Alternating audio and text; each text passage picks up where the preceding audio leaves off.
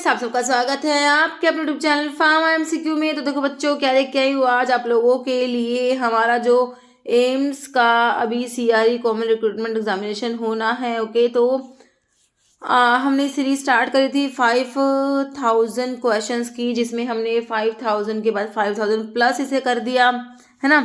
तो इसमें जो है 5200 क्वेश्चंस हम लोग इसमें डिस्कस कर चुके हैं। ओके बच्चों, तो अभी जो है इसमें आगे क्वेश्चंस देख लेते हैं कैसे के क्वेश्चंस हमने इंक्लूड करे हैं। तो इस सीरीज हमारा जो है एम्स के लिए इम्पोर्टेंट है, बाकी आपका रेलवे है ना, उसके लिए इम्पोर्टेंट है, डीएसएसबी है, और भी आपके डिफरेंट डिफरेंट स्टेट और सेंट्रल लेवल गवर्नमेंट फार्मेसिस्ट के एग्जाम होते हैं, जैसे एनएफएल है ना, सभी के लिए आपका आईटीबीपी है। ठीक है, सभी के लिए हमारा जो है ये इम्पोर्टेंट रहने वाली है सीरीज। ओके, तो अभी जो है देख लेते हैं इसमें कैसे क्वेश्चंस हमने इंक्लूड करे हैं। और देखिए फार्मा एमसीक्यू की अभी बच्चों मोबाइल एप्लीकेशन है, फार्मा एमसीक्यू ऐप को भी आप डाउनलोड कर सकते हो प्ले स्टोर से, अदरवाइज वीडियो को डिस्क्रिप्शन बॉक्स में ऐप का लिंक है जहाँ पर आपको टेस्ट सीरीज मिल जाती है, जिससे आप अपने आप को एनालाइज कर सकते हो। ओके, और डिफरेंट डिफरेंट कोर्सेज है जहाँ पर ये मटेरियल आपको पीडीएफ की फॉर्म में भी मिल जाता है। ओके, तो अभी देख लेते हैं इसमें क्वेश्चंस। देखो क्वेश्चन है, which indicator is commonly used in redox titration involving iodine, है ना। तो कौन सा इंडिकेटर कॉमनली यूज होता है रिडॉक्स टाइट्रेशन जिसमें आयोडीन इन्वॉल्व होता है। तो स्टार्च है, फिनोफ्थलीन, मिथाइल ऑरेंज, फिरॉइन। तो हमारा ना starch as a indicator use होता है। ओके, तो आंसर हमारा ऑप्शन ए हो जाएगा। स्टार्च जो है मोस्ट कॉमन इंडिकेटर होता है जो रिडॉक्स टाइट्रेशन में यूज होता है इन्वॉल्विंग आयोडीन। स्टार्च क्या करेगा, form dark blue complex with iodine के साथ में डार्क ब्लू कॉम्प्लेक्स बनाता है, which indicate the end point of titration. जैसे which of the following statement about immunological product is true. Immunological product जो होते हैं जैसे कि सिरा, वैक्सीन हमारे ना, इनके बारे में कौन सी बात सही है। तो भाई क्या करेंगे, इम्यूनोलॉजिकल प्रोडक्ट क्या कराएंगे बताओ। दे प्रोवाइड इमीजिएट प्रोटेक्शन, भाई मतलब इमीजिएट प्रोटेक्शन थोड़ा ना प्रोवाइड करा देंगे, है ना। They contain only synthetic component, stimulate immune response. ये हमारा जो इम्यून सिस्टम होता है बच्चों उसको स्टिमुलेट कराते हैं, हमारा जो इम्यून सिस्टम होता है उसको स्टिमुलेट कराते हैं हमारे immunological product. Okay, they are not use in disease prevention. तो डिजीज को प्रिवेंट करने का तो इनको यूज करोगे बच्चों, है ना। तो आंसर यहाँ पर बिल्कुल करेक्ट है हमारा ऑप्शन 3। देखो इम्यूनोलॉजिकल प्रोडक्ट जो होते हैं बच्चों ये प्रेपरेशन होते हैं made for prevention of disease को प्रिवेंट करने के लिए हम इनको यूज करते हैं इम्यूनोलॉजिकल प्रोडक्ट को, या ट्रीटमेंट के लिए, डिजीज के ट्रीटमेंट के लिए यूज करेंगे या फिर डिजीज को प्रिवेंट करने के लिए यूज करते हैं, है ना। तो एंटीटॉक्सिन्स, एंटीसीरम्स या डायग्नोस्टिक पर्पस के लिए इनको यूज करा जाता है। देखो डिजीज को प्रिवेंट करने के लिए हमने वैक्सीन यूज कर लिए जो एंटीजेंस कंटेनिंग प्रेपरेशन होती है। डिजीज को ट्रीट करने के लिए हमने एंटीटॉक्सिन्स और एंटीसीरम यूज कर लिए। डायग्नोस्टिक पर्पस के लिए बैक्टीरियल टॉक्सिन्स होते हैं। मेजॉरिटी ऑफ इम्यूनोलॉजिकल प्रोडक्ट जैसे बैक्टीरियल वैक्सीन, बैक्टीरियल टॉक्सोड, एंटीटॉक्सिन्स इनको स्टोर करते हैं इन dark at temperature 2 to 8 degree Celsius पे इनको स्टोर करना होता है। एक बार थोड़ा सा और लिखा हुआ है क्लासिफिकेशन ऑफ इम्यूनोलॉजिकल प्रोडक्ट। तो इम्यूनोलॉजिकल प्रोडक्ट एक्टिव इम्यूनाइजेशन जो एक्टिव इम्यूनिटी प्रोवाइड करेंगे तो हमारे वैक्सीन और टॉक्सोइड्स हो गए, और ऐसे इम्यूनोलॉजिकल प्रोडक्ट जो पैसिव इम्यूनिटी प्रोवाइड करेंगे वो हमारे एंटीटॉक्सिन्स, एंटीसीरम्स हो गए। तो सारे इम्यूनोलॉजिकल प्रोडक्ट में है। आपसे एग्जाम्पल भी बन सकता है, which of the following is immunological product, है ना। तो आपको वैक्सीन दे दिया, टॉक्सोइड दे दिया, इस टाइप से। और immunological product as diagnostic agent में टॉक्सिन से प्रेपरेशन से यूज्ड फॉर ट्यूबरकुलिन और शिक टेस्ट। ठीक है, नेक्स्ट देखो, primary amines are incompatible with. तो प्राइमरी अमीन्स जो होती है वो इनकम्पैटिबल होते हैं किसके साथ में, लैक्टोज, मेनिटोल, मिथाइल सेलुलोज या केश। तो हमारा जो लैक्टोज होता है बच्चों, ठीक है, तो एज अ डाइल्यूएंट इसको यूज करा जाता है। ठीक है, तो लेकिन जिन प्रेपरेशन में प्राइमरी अमीन्स होंगी ना वहां पर ये यूज नहीं करेंगे क्योंकि ये इनकम्पैटिबल होता है। मिलियार्ड रिएक्शन आपने पढ़ा ना, मिलियार्ड रिएक्शन कोज करा देता है लैक्टोज प्राइमरी अमीन के साथ में, डिस्कलरेशन हो जाएगा टेबलेट्स का, है ना। तो लैक्टोज हो जाएगा। देखिए कह रहे प्राइमरी अमीन इंटरेक्ट करे लैक्टोज और mixture can develop a brown colour over time indicating the Maillard reaction. Okay, uneven distribution of colour on surface of tablet is known as. Tablet के डिफेक्ट तो बच्चों कितने इंपॉर्टेंट है मैं आपको बता नहीं सकती, बहुत इंपॉर्टेंट है। Uneven distribution of colour on surface of tablet is known as mottling. बच्चों एल से लैमिनेशन, एल से लेयर बताया, लेयर्स में सेपरेट हो जाएंगी, lamination, separation of tablet into 2 और more distinct layer, it is known as lamination. Picking, capping क्या था, टॉप या bottom crown of the tablet separate हो जाएगा from the main body of the tablet से। पिकिंग में क्या था, पंच के फेस से थोड़ा सा टैबलेट मटेरियल जो है वो स्टिक होके रिमूव ऑफ हो जाता है ना। ठीक है, तो आंसर ऑप्शन 2 सही है। मॉडलिंग तो एक बार फिर देख लो। कैपिंग में पार्शियल और कंप्लीट रिमूवल ऑफ टॉप और bottom portion of tablet. Lamination में टैबलेट सेपरेट हो जाएंगे लेयर्स में। चिपिंग में टैबलेट के एज ब्रेक हो जाएंगे। स्टिकिंग में टैबलेट मटेरियल अडहियर हो जाएगा डाइवोल से अडहियर होगा। पिकिंग में small amount of material from tablet is sticking to and removed off from the tablet surface by punch face. Okay, mottling में unequal distribution of color on the surface of tablet is known as mottling. Next, when preparing a buffer with maximum buffering capacity, pH solution should be, है ना। तो buffer जो है जिसकी maximum buffering capacity होगी, कब होगी? जब pH कितना होना चाहिए, किस pH पे मैक्सिमम बफरिंग कैपेसिटी होगी? pH equal to POH, 0 equal to PK या फिर डबल द PKA। तो pH होना चाहिए हमारा equal to PKA, option C हो जाएगा। कह रहे buffer capacity of a buffer is maximum कब होगी बच्चों? जब concentration of weak acid and its salt और वीक बेस और इसको सोल्ट इक्वल होगा बच्चों। ठीक है, तो यहाँ पर कह रहे pH is equal to PKA हो या फिर POH is equal to PKB हो। Okay, next, disperse particle in a pharmaceutical suspension की बात हो रही है। Must have which of the following property. तो बताओ सस्पेंशन में जो पार्टिकल्स जो है क्या प्रॉपर्टी होनी चाहिए? Particle should dissolve completely in the medium में, कंप्लीटली डिसॉल्व हो जाए। Particle should remain uniformly suspended without need for shaking. Particle should settle slowly and be readily redisperse upon shake करो तो वो रिडिस्पर्स है, बिल्कुल सही है। Particle should react with dispersing medium to enhance solubility, ऐसा नहीं होता बच्चों। तो क्या होना चाहिए? ऑप्शन सी, ऑप्शन 3 क्लियर हो जाएगा कि भाई वो धीरे धीरे क्या हो, सेटल हो, लेकिन उनको आप जब शेक करो ना तो इजीली डिस्पर्स हो जाए, है ना। ऑप्शन सी करेक्ट हो जाएगा। Next, which method is commonly use for capsule की सीलिंग के लिए? कैपिंग, बैंडिंग, सिंटरिंग या प्रेसिंग? तो यहाँ पर ना ये बैंडिंग यूज होता है, option B. Okay, next, hormone that is produced by placenta rescue corpus luteum from degeneration. ये हार्मोन जो है प्रोड्यूस हो रहा है प्लेसेंटा से, रेस्क्यू करेगा कॉर्पस ल्यूटियम को from degeneration until third and fourth week of pregnancy. तो कौन सा? कोर्टिकोट्रोपिन रिलीजिंग हार्मोन है, ह्यूमन कोरोनिक गोनाडोट्रोपिन है, रिलैक्सिन है, एचजीआर ह्यूमन कोरोनिक सोमैटोमेमोट्रोपिन है। तो HCG हो जाए बच्चों, ये ह्यूमन कोरियोनिक गोनाडोट्रोपिन होता है। Okay, which test ensure that coated tablet meet their release profile? Coated tablets meet their release हो, वो बच्चों सोल्यूशन फॉर्म में जाए टैबलेट, है ना। डिसइंटीग्रेशन, डिसोल्यूशन, फ्राइबिलिटी या हार्डनेस, क्या लग रहा है आपको? बिल्कुल सही लग रहा है, डिसोल्यूशन होता है ना। ऑप्शन बी करेक्ट है बच्चों। मतलब which protein filament are primary responsible for muscle के कॉन्ट्रैक्शन के लिए ना, हमारे एक्टिन और मायोसिन को तो नहीं भूल गए ना। तो देखो इसमें क्या है, एक्टिन और मायोसिन मसल की कॉन्ट्रैक्शन के लिए रिस्पॉन्सिबल होता है। कौन से प्रोटीन फिलामेंट प्राइमरीली रेस्पॉन्सिबल है बच्चों? हमारे एक्टिन और मायोसिन होते हैं। ठीक है, which of the following is most common method to enhance solubility poorly water soluble drug की सॉल्युबिलिटी को एनहांस करने के लिए? मोस्ट कॉमन मेथड आप लोगों से पूछा है। चेंजिंग द ड्रग को सोल्ट फॉर्म में कन्वर्ट करा दो, पार्टिकल साइज रिड्यूस करा दो, using surfactant, complexation and cyclodextrin या नन। तो यहाँ पर मोस्ट कॉमन हो जाएगा पार्टिकल साइज को रिड्यूस कराना, पार्टिकल साइज रिडक्शन हो जाएगा। ओके, नेक्स्ट है disease that persist over a long period of time and usually not caused by infections are called. Long period of time, लंबे time तक चलती आ रही है बच्चों। ये पेंडेमिक है, क्रोनिक है, एक्यूट है, एपिडेमिक है। तो क्या है? क्रोनिक है ना बच्चों, ऑप्शन 2 हो जाएगा chronic disease. In clean area in classification which ISO class correspond to a maximum allowable particle count of 3520 particles per cubic meter for particle greater than or equal to 0.5 micrometer. Okay, तो कौन सा ISO का class होगा यहाँ पर?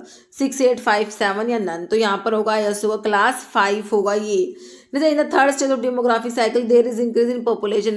तो demographic cycle के different stage पढ़ते हैं। तो बच्चों थर्ड स्टेज में क्या होता है? कह रहे डिक्लाइन होगा, death rate, birth rate remain unchanged, birth rate exceed death rate, high birth rate cancel high death rate या बर्थ रेट लो देन डेथ रेट। तो यहाँ पर क्या होता है? बर्थ रेट होता है बच्चों, वो एक्सीड कर जाएगा डेथ रेट से। Okay, next which statement about Lineweaver Burk plot के बारे में कौन सा बात सही है ना।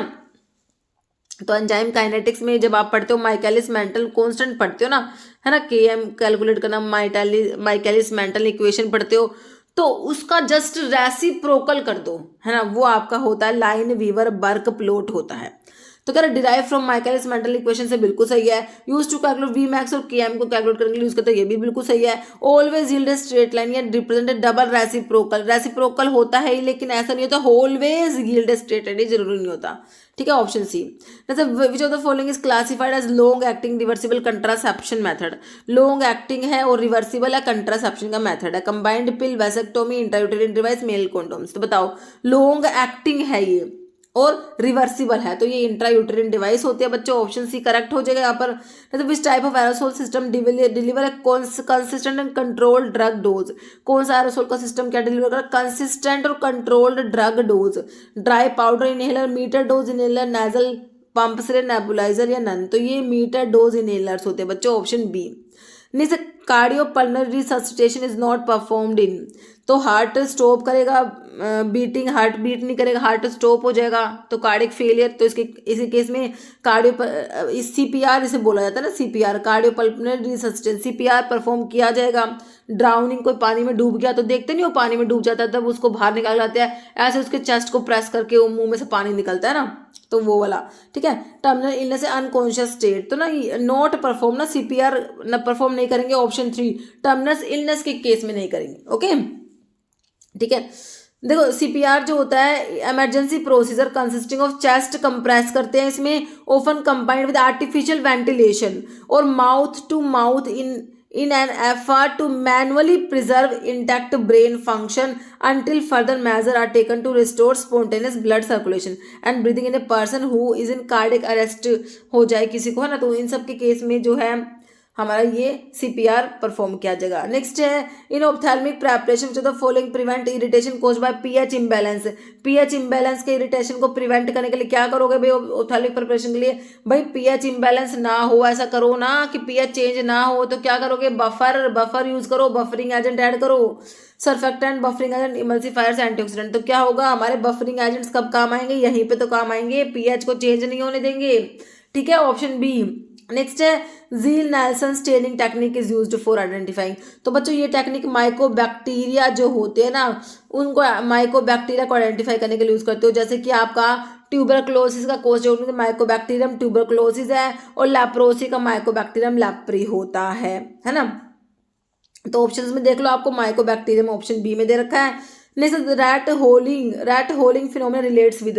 तो ये फिनोमेना रिलेट्स पता किससे है? Filling of capsule, poor flow of granules, tablet disintegration या maintaining the flow of granules. तो पुअर फ्लो ऑफ ग्रैन्यूल्स से रिलेटेड होता है बच्चों रैट होलिंग फिनोमिना।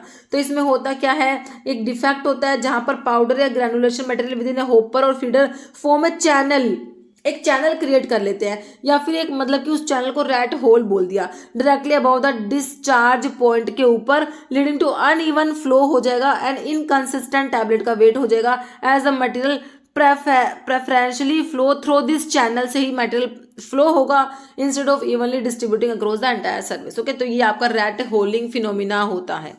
जैसे whooping cough is caused by which bacterium disease और उनके कोस्टिव ऑर्गेनिज्म तो इंपॉर्टेंट है ही बच्चों। वूपिंग कफ को पर्टूसिस भी कहते हो, क्या कहते हो? पर्टूसिस भी कहते हो। तो इसका कोस्टिव ऑर्गेनिज्म क्या होता है? बोर्डेटेला पर्टूसिस होता है। क्या होता है? बोर्डेटेला पर्टूसिस होता है, याद रखना। माइकोबैक्टीरियम ट्यूबरकुलोसिस हमारा टीबी कोज कराएगा। स्ट्रिप्टोकोकस पायरोजेंस या निजोरो गोनोरिया, ये गोनोरिया कोज करा देगा। ओके, नेक्स्ट है process of hydrogenation of oil convert. तो हाइड्रोजनेशन जो होता है ना, जो प्रोसेस है हाइड्रोजनेशन ऑफ ऑयल, तो इसमें क्या होता है? अनसैचुरेटेड फैट से सैचुरेटेड फैट बनेगा, सैचुरेटेड फैट से अनसैचुरेटेड बनेगा, ऑयल से एस्टर, फैट से फैटी एसिड बनेगा। तो इसमें क्या होगा, जो अनसैचुरेटेड फैट होती है वो सैचुरेटेड फैट में कन्वर्ट हो जाएगी। अनसैचुरेशन मतलब कि इसमें डबल बॉन्ड प्रेजेंट है लेकिन इनमें डबल बॉन्ड प्रेजेंट नहीं होता। ठीक है, तो अनसैचुरेटेड से सैचुरेटेड बनेगी। ऑप्शन ए करेक्ट होगा हाइड्रोजनेशन की प्रोसेस में।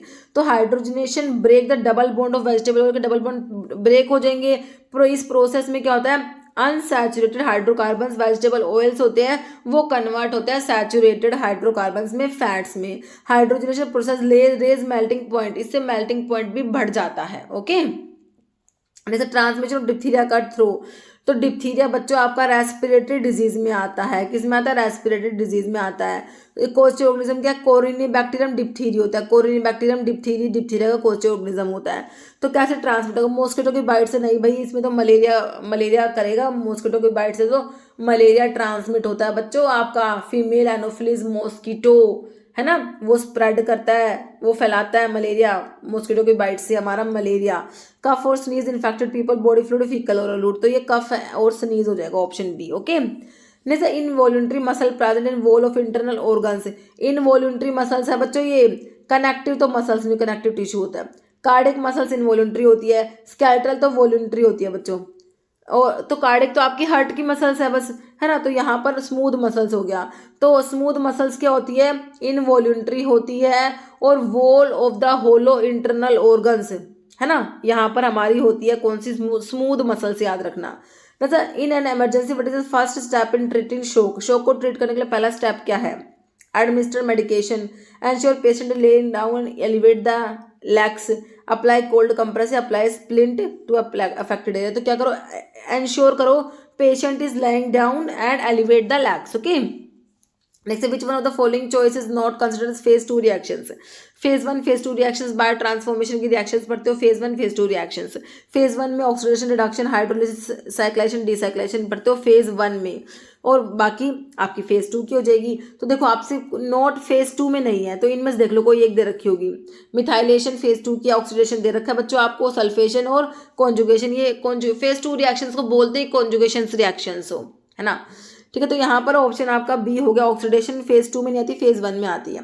Bye transformation drug occur in 2 phase, phase 1 जो नॉन सिंथेटिक रिएक्शंस होती है, oxidation reduction hydrolysis cyclization decyclization, और phase 2 reactions synthetic reactions conjugation reactions होती है, methylation sulphate conjugation, acetylation glucuronide conjugation, glutathione conjugation, glycine conjugation. Okay, phase 2 reaction synthetic reaction conjugation reactions. Okay, ठीक है। और एक Hofmann elimination भी होता है, इसमें क्या होता है, inactivation of drug in body fluid by spontaneous molecular rearrangement without the agency of any enzyme, जैसे आपने एट्रैक्टिविरमिस के एग्जांपल पढ़ा हुआ है। जैसे carmustine belong to the chemical class, carmustine lomustine कौन सी क्लास के, कार्मस्टिन का लोमस्टिन भी एक आता है ना, कौन सी क्लास में आता है, नाइट्रोसोयूरियाज में, पॉलीपेप्टाइड एंटीबायोटिक में, इथाइलिनमीन्स में, थायोटिपा आता है इसमें, तो थायोटिपा या हार्मोन, तो नाइट्रोसोयूरियाज में कार्मस्टिन लोमस्टिन आता है। तो कहाँ पड़ा ये, alkylating agents, anti cancer drug, याद आया, एंटी कैंसर ड्रग के क्लासिफिकेशन से क्वेश्चन है बच्चों, कार्मस्टिन लोमस्टिन आपके नाइट्रोसोयूरियाज में आते हैं, ऑप्शन ए करेक्ट हो जाएगा। एंटी कैंसर ड्रग का क्लासिफिकेशन देख लो बच्चों एक बार, ड्रग डायरेक्टली जो एक्ट करेंगी सेल्स में, साइटोटॉक्सिक ड्रग्स होती है ना। एल्काइलेटिंग एजेंट्स में नाइट्रोजन मस्टर्ड्स में मिक्लोरेथामिन मस्टिन HCl, साइक्लोफॉस्फेट आईफॉस्फेट क्लोरामिबेजुल मेल्फ्रेन आता है। इथाइलिन इमीन्स में थायोटिपा आता है। एल्काइल सल्फोनेट्स में ब्यूसल्फन आता है। नाइट्रोसोयूरियाज में कार्मस्टिन लोमस्टिन आता है। ट्रायाजीन्स में डाकार्बाजीन आता है। एंटी मेटाबोलाइट्स में मैंने आपको 3 बताए, एक तो फोलेट एंटागनिस्ट होता है, एक प्यूरिन एंटागनिस्ट होता है, और एक पिरिमिडिन एंटागनिस्ट होता है ना। फोलेट एंटागनिस्ट में मिथोट्रिक्सेट आ गया आपका, प्यूरिन एंटागनिस्ट में 6 कैप्टोप्यूरिन, 6 थायोग्वेरिन, एज़थायोप्रिन, फ्लुडाराबिन। पिरिमिडिन एंटागनिस्ट में हमारा 5 फ्लोरोयूरेसिल, साइटरबिन, साइटोसिन, अरबिनोसाइड। विनक्लोराइड में विनक्रिस्टिन, विनब्लास्टिन पढ़ते हो। टैक्सेंस में पैक्लेटैक्सेल, डोसिटैक्सेल्स आता है। अभी पढ़ो फाइलोटॉक्सिन्स में डोपोसाइड्स आता है। कैम्प्टोथिसिन लग्स में टोपोटिकन, इरिनोटिकन। एंटीबायोटिक्स में actinomycin D, dactinomycin, doxorubicin, daunorubicin, mitoxantrone, bleomycin, mitomycin C. Miscellaneous में hydroxyurea, L asparaginase, procarbazine, cisplatin, carboplatin, मार्टिनिन। ड्रग ऑल्टरिंग जो हार्मोन एनवायरनमेंट को ऑल्टर करेगी ना, उसमें ग्लूकोकोर्टिकोइड्स में प्रेडनिसोलोन होता है। एस्ट्रोजन में fosfestrol, ethinyl estradiol. Selective estrogen receptor modulator में टैमोक्सिफिन, टोरेमिफिन आता है। और selective estrogen receptor down regulators में फल्विस्ट्रेंट। एरोमेटेज इनहिबिटर बहुत बार बच्चों क्लासिफिकेशन से क्वेश्चन बना है। Letrozole, anastrozole, five alpha reductase inhibitor में फिनास्ट्राइड, ड्यूटास्टिराइड भी आते हैं। एंटी एंड्रोजन में फ्लूटामाइड, बाइकैलुटामाइड। GnRH एनालॉग्स में नेफरिन, ट्रिप्टोलिन, प्रोजेस्टिन में हाइड्रोक्सी प्रोजेस्टिरोन। तो बहुत इंपॉर्टेंट है बच्चों ये एंटी कैंसर ड्रग का क्लासिफिकेशन। नेक्स्ट देखो, stimulation is a type of irritation, drug action, modification, mild irritation. तो drug action, different drug actions जो होते हैं उसमें आपका स्टिमुलेशन आता है, इरिटेशन भी आता है है ना। तो ये एक टाइप का ड्रग एक्शन है बच्चों, ऑप्शन बी हो जाएगा। देखिए प्रिंसिपल ऑफ ड्रग एक्शन आप पढ़ते हो, स्टिमुलेशन होता है भाई, जैसे एक्टिवेट स्पेशलाइज सेल्स, जैसे कि एड्रेनलिन हार्ट को स्टिमुलेट करेगा, है ना। एक डिप्रेशन होता है, जैसे कि जैसे बार्बिट्यूरेट्स इसको डिप्रेस कराते हैं। इरिटेशन में जैसे कि इरिटेट करके काम करते हैं, जैसे कि आपके एमेटिक्स हो गए, है ना। Slight irritation, increase reflex action like salivary and gastric secretion, तो एपेटाइजर, काउंटर इरिटेंट, एमेटिक्स से ऐसे काम करते हैं। रिप्लेसमेंट में क्या होता है, this refer to use of natural metabolite hormones और their congeners in deficiency states, okay. तो लिवोडोपा पार्किंसंस में, इंसुलिन डायबिटीज मेलिटस में, iron in anaemia. Cytotoxic action जैसे selectively kill microorganism and cancerous cell, जैसे आपकी साइटोक्सिक ड्रग होती है, anti microbials, anti cancer drug जैसे साइक्लोफोसफेमाइड हो गया, है ना। चलो भाई नेक्स्ट देखो, बेसिक न्यूक्लियस प्रेजेंट टेट्रासाइक्लिन, जो ब्रॉड स्पेक्ट्रम एंटीबायोटिक में पढ़ते हो ना, टेट्रासाइक्लिन क्लोरामफेनिकोल हमारे क्या ब्रॉड स्पेक्ट्रम एंटीबायोटिक में आते हैं।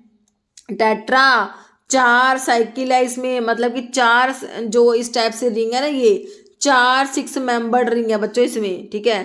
टेट्रासाइक्लिन इसके नाम से पता करो, इसमें 4 साइकिल मतलब 4 रिंग है ना। तो बेसिक न्यूक्लियस बताना है। देखो ओक्टाहाइड्रोटेट्रासीन, देखो थोड़ा सा मतलब कि इसमें थोड़ा सा ध्यान से पढ़ो तो आप ऑटोमेटिकली आंसर निकाल दोगे।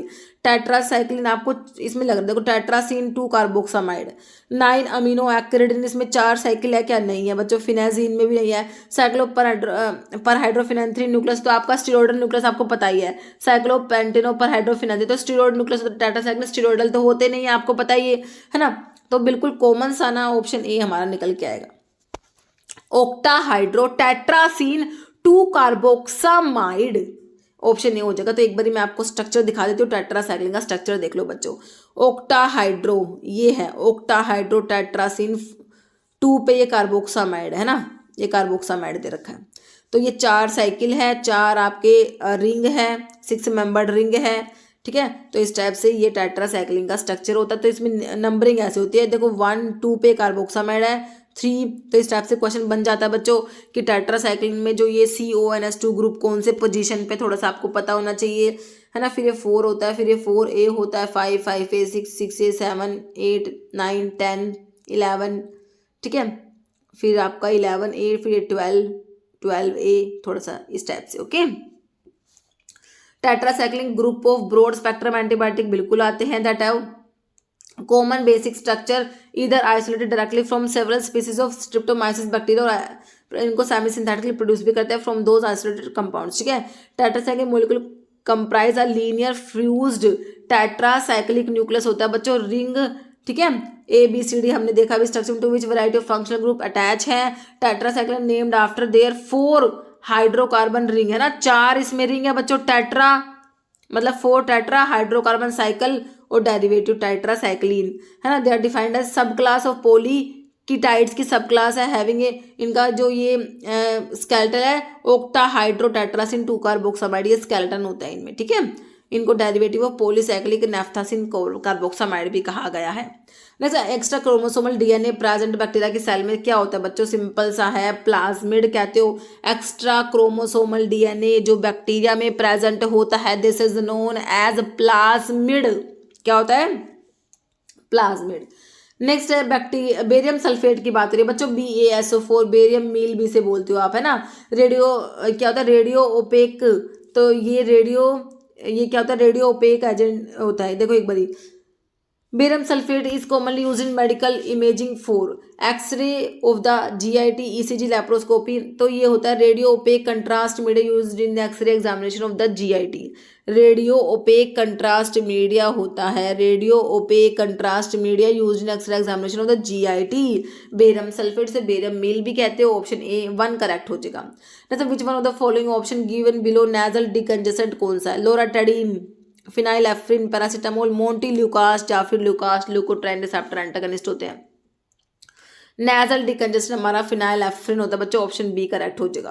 नेक्स्ट, जो the following reagent are used in the limit test for arsenic limit test में, फार्मास्यूटिकल सब्सटेंस में आर्सेनिक लिमिट टेस्ट की बात हो रही है बच्चों। आर्सेनिक का लिमिट टेस्ट गजेट अपैरेटस आपने पढ़ा होगा, आर्सेनिक के लिमिट टेस्ट में यूज होता है, बिल्कुल होता है। तो silver nitrate and nitric acid, barium chloride and potassium sulphate, citric acid, thioglycolic acid या stannous chloride, potassium iodide, zinc, option 4 हो जाएगा। ये तीनों यूज करे जाते हैं किसमें, आर्सेनिक के लिमिट टेस्ट में। तो एक बार पढ़ लो आर्सेनिक का लिमिट टेस्ट, है ना।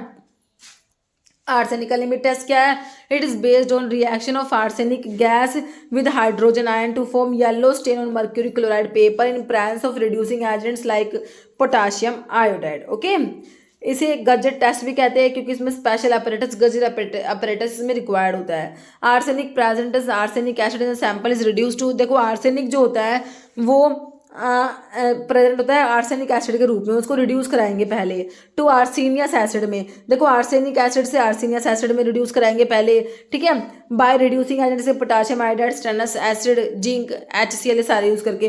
फिर आर्सेनियस एसिड जो होता है उसको फर्दर रिड्यूस कराओगे आर्सिन गैस में बच्चों bye hydrogen and react with, ये आर्सिन गैस रिएक्ट करके मर्क्यूरी क्लोराइड पेपर के साथ में येलो स्टेन देगी। ओके, फिर कह रहा है stannous chloride is used for complete evolution of arsine, zinc, potassium iodide, stannous chloride, ये रिड्यूसिंग एजेंट सारे हैं।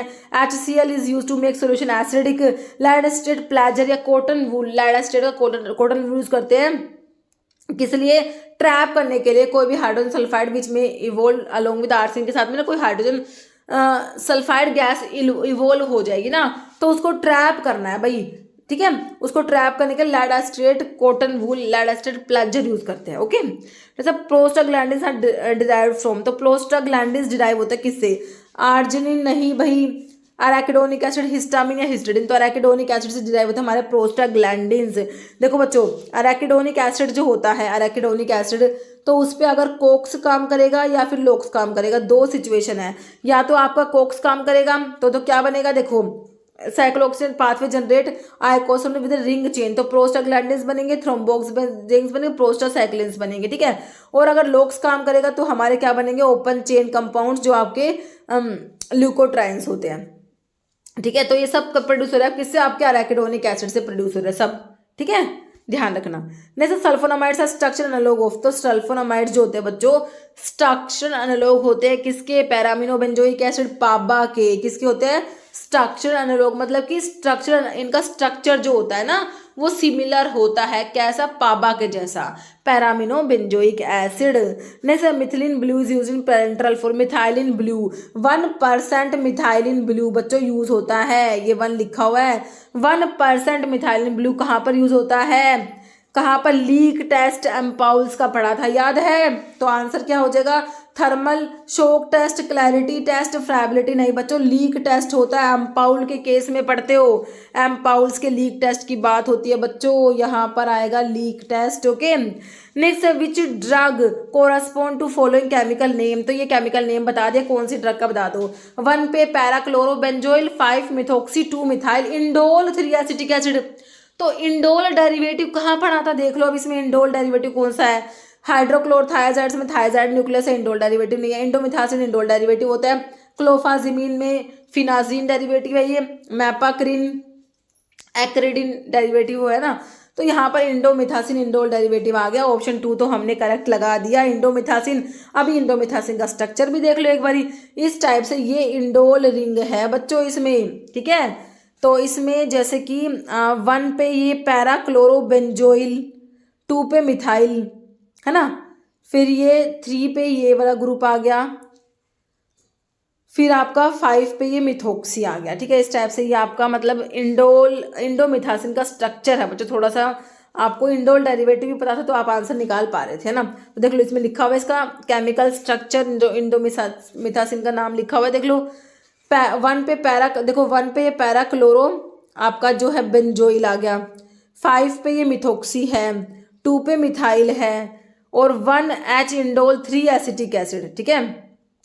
इंडोल ये 3 मतलब कि यहाँ पे ये ना ये एसिटिक एसिड की वजह से, ठीक है। तो थोड़ा देख लेना आप इसको, मेरे हिसाब से समझ आ चुका है आपको। तो इसका ना केमिकल फॉर्मूला इस टाइप से भी लिखा हुआ है, क्योंकि आजकल अभी इस टाइप से भी जैसे कि पूछे हुए थे प्रीवियसली, है ना। नेक्स्ट देखो T max is defined as, T max क्या होता है बच्चों, टी मैक्स, सी मैक्स क्या होता है, देखो time taken to reach maximum concentration in plasma after admit, तो यही तो टी मैक्स होता है बच्चों। तो टाइम होता है जो प्लाज्मा मैक्सिमम कंसंट्रेशन को पहुंचने में जो टाइम लगा ना वो टी मैक्स, सी मैक्स को अटेन करने में जो टाइम लगा वो टी मैक्स, है ना। तो आंसर तो यही हो गया, time taken to reach the maximum concentration in plasma after administration. बाकी minimum concentration of drug in plasma तो मिनिमम कंसंट्रेशन तो हमें टी मैक्स तो टाइम होगा ना, कंसंट्रेशन तो नहीं होगा। Time required for half of drug to be eliminated from the body, तो ऐसा नहीं होता। मैक्सिमम कंसंट्रेशन ये आपका सी मैक्स होता है, जो maximum concentration of drug in the plasma, this is C max. Okay, तो आंसर ऑप्शन ए सही है। नेक्स्ट है haloperidol is a first generation antipsychotic belong to the chemical class of. Haloperidol बच्चों butyrophenone derivative में आता है।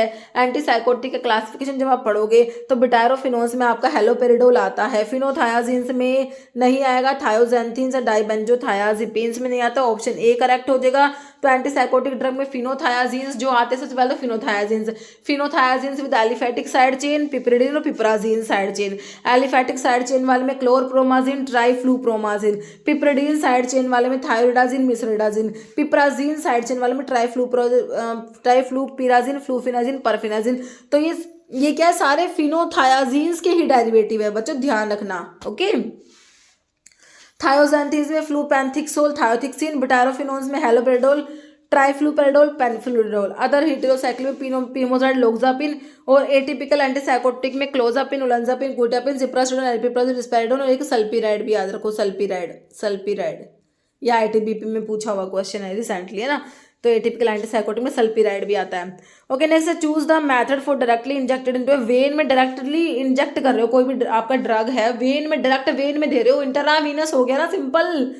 Orally तो नहीं है बच्चों, इंट्रावीनस, सबक्यूटेनियस भी नहीं है, इंट्रामस्कुलर मतलब मसल्स में देंगे, सबक्यूटेनियस टिश्यू में देंगे तो सबक्यूटेनियस हो जाएगा, इंट्रावीनस मतलब वेन्स में, ऑप्शन बी, है ना। Interaction of two drug where one enhance the effect of other, दो ड्रग का इंटरेक्शन जहां पर एक ड्रग दूसरे के इफेक्ट को एनहेंस करा पा रही है ना। एंटागोनिज्म तो नहीं लग रहा, सिनर्जिज्म होगा। कंपेरेटिव इनिबिशन तो नहीं हो रहा यहाँ पर, एडिटिव इफेक्ट नहीं होगा यहाँ पर, ऑप्शन बी सिनर्जिज्म होता है, ये ऑप्शन बी, है ना। बाकी सिनर्जिज्म के अंदर हम एडिटिव इफेक्ट और सुपरा एडिटिव इफेक्ट पढ़ते हैं, यहाँ पर जनरल आपका सिनर्जिज्म हो गया। ये देखो कंबाइंड इफेक्ट ऑफ ड्रग में हम पढ़ते हैं, एक तो आपका सिनर्जिज्म आता है। सिनर्जिज्म को कह रहे हैं action of one drug is facilitated और इंक्रीज बाय अदर ड्रग, इसको सिनर्जिस्टिक इफेक्ट कहोगे, ठीक है। अब ना सिनर्जिज्म में आपका आता है एडिटिव आता है और सुपरा एडिटिव मतलब पोटेंशिएशन आता है, ठीक है।